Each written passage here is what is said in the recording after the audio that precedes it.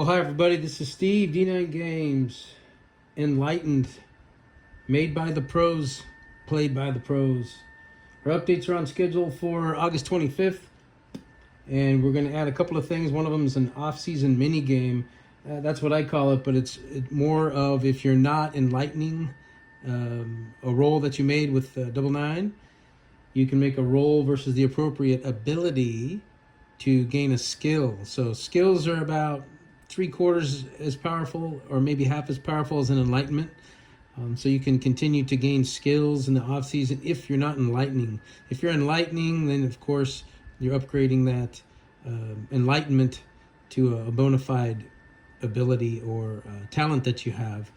But if you're not using your off season to upgrade that enlightenment, you can roll versus the appropriate skill to increase things like maybe the mage wants to have better versatility with their languages, or the fighter wants to be better versed with their weapon or stuff like that. So we're going to throw that in and see how it goes. Long term, I think it's the answer, but the mechanics might need to be tweaked a little bit so that it makes sense.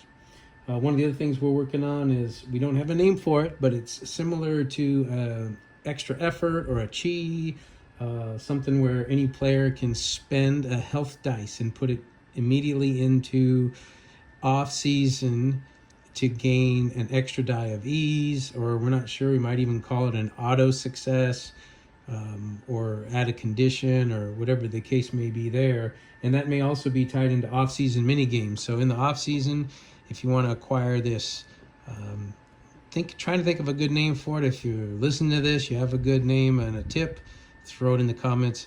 That would be awesome. But as for now, it's more or less like a chi or an extra effort.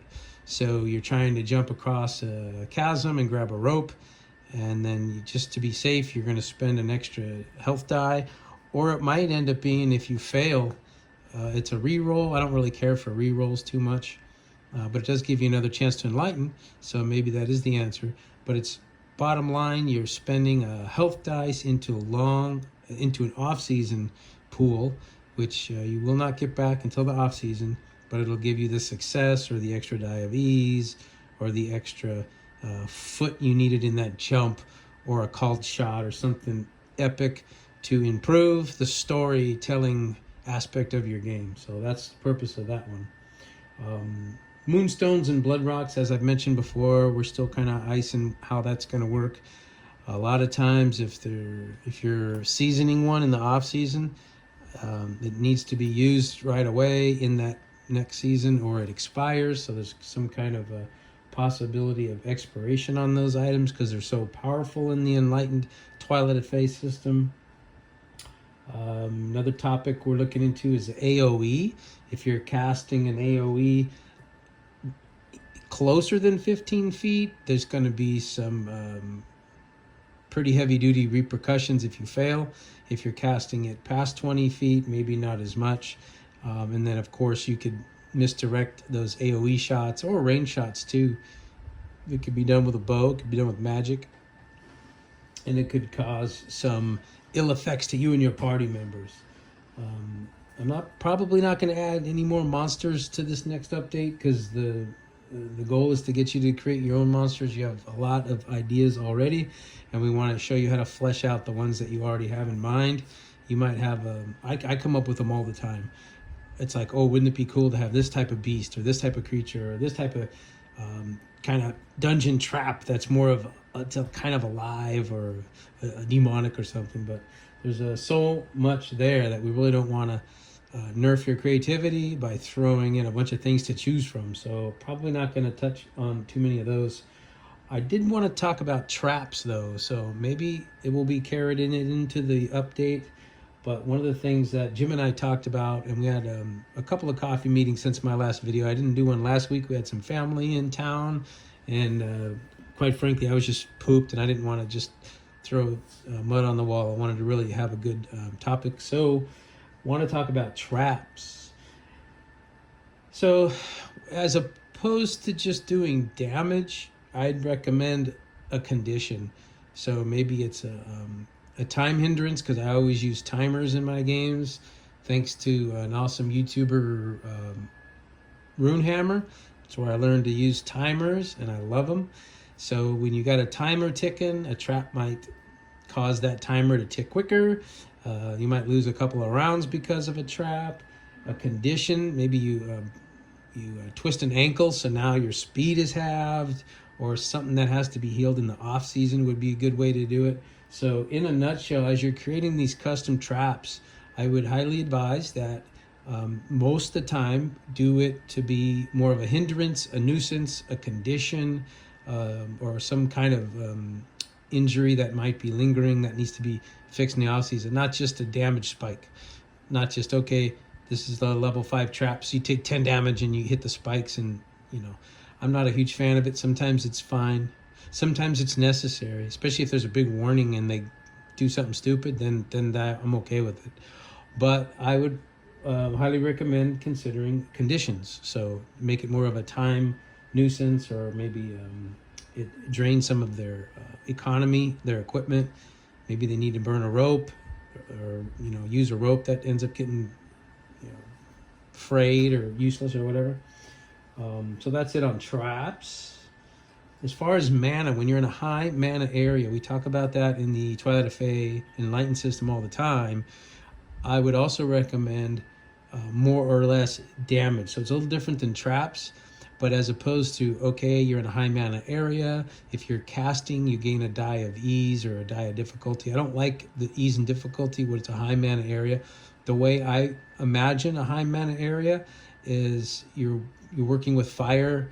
Let's say, for example, you're working with fire and there's a lot of gas in the fumes in the air. So what the mana is to me is it's more volatile, it's more dangerous. So you're going to be casting, it's going to cause, maybe if you're doing a 1.5 times the overroll in damage as a mage, and you cast in a high mana area, let's take it up to the next tier, which is double damage.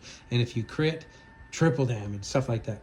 If you fail, though, of course, it's not half the underroll, it's the complete underroll. So in a high mana area, it's more extreme on the damage, not just throwing more dice at the mage. So another item that I had been thinking of, and hopefully some of this might help you, is if a player rolls for a check.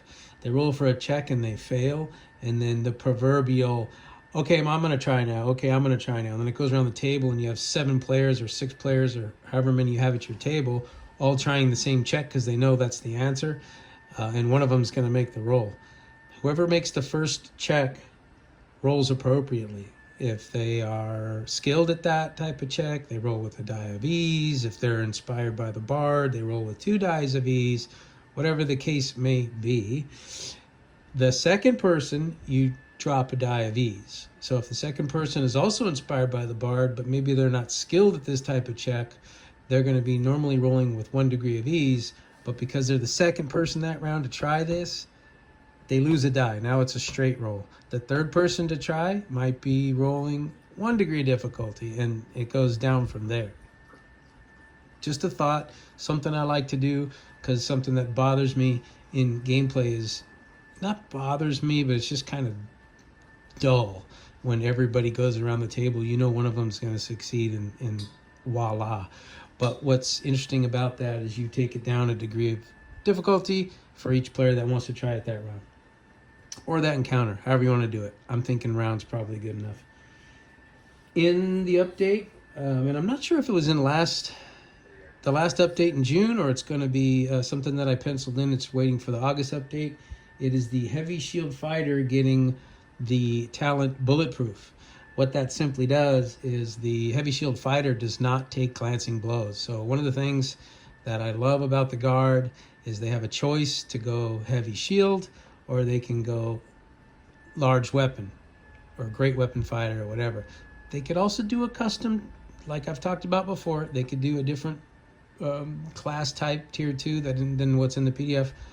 But if you take Heavy Shield Fighter, you gain the Bulletproof function, which is no glancing blow.